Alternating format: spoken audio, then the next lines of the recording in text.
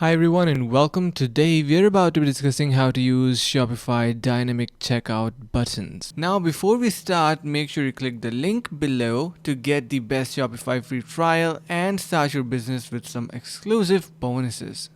So first of all, what you need to do is you need to head over to your sales channel, online store, themes, and then there you are going to be heading over to basically customize. Click on customize from here, then just wait for a couple of seconds until our web builder is basically loaded up. Now it is ready to go. You can see we have visit product button first, then we will be directed towards our button. You can see we have add to cart, then we also have more options. So once we add it to our cart, you can see we have checkout button. Now to modify these, you can utilize these left. You can say like each and every control is available there, and if you want to, let's just say, incorporate different buttons, you want to delete certain buttons, you can do that easily.